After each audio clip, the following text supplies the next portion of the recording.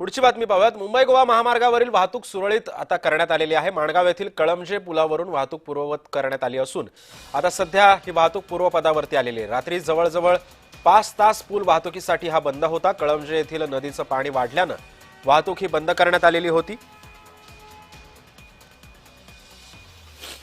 त्यामुळे ही वाहतूक सेवा जी आहे ती विस्कळीत झालेली होती। मात्र आता पुन्हा एकदा हे पाणी ओसरल्यानंतर आता ही वाहतूक पुन्हा एकदा आता पूर्वपदावर आलेली आहे। मुंबई गोवा महामार्गावरील वाहतूक आता सध्या सुरळीत झालेली आहे। याच पुलावरून सध्या काल पावसाचं पाणी हे वाहत होतं, त्यामुळे आता वाहतूक जी होती ती काल रात्री बंद करण्यात आलेली होती। मात्र आता जेव्हा हे पाणी ओसरलं त्यानंतर आता पुन्हा एकदा ही वाहतूक आता पूर्वपदावरती आलेली आहे। मुंबई गोवा महामार्गावरील वाहतूक आता पुन्हा एकदा सुरळीत झालेली आहे।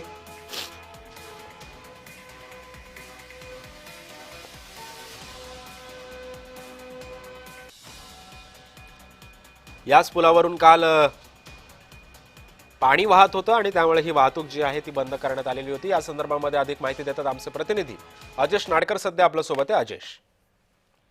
सिद्धेश, काल रात्रीपासूनच जो आहे तो मुसळधार पाऊस सलग 3 दिवस रायगड जिल्ह्यात पडत आहे आणि त्यामुळे नदी नाले जे आहे ते तुडुंब भरून वाहत आहेत। रात्री जवळपास 5 तास जी आहे ती मुंबई गोवा महामार्गाची वाहतूक जी आहे ती बंद करण्यात आली होती। सार्वजनिक बांधकाम आणि नॅशनल हायवेचे अधिकारी जे आहेत ते माणगाव नजदीक असणाऱ्या कलामजे गावावरचा जो पूल आहे तो धोकादायक असल्याची माहिती समोर आली होती आणि पुराचं पाणीही प्रचंड असल्या कारणाने हा निर्णय जो आहे तो प्रशासनाकडून घेण्यात आला होता।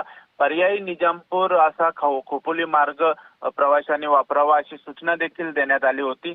मात्र आता पाहायला गेलो तर पावसाचा जोर जो आहे तो कमी झाला आहे, त्यामुळे ही वाहतूक जी आहे ती सुरू करण्यात आलेली आहे। रायगड जिल्ह्यात आज रेड अलर्ट देण्यात आलेला आहे, त्यामुळे सतर्कतेचा इशारा देखील प्रशासनाकडून नागरिकांना दिला आहे। धन्यवाद अजेश, तुम्ही दिलेल्या अधिक माहितीबद्दल।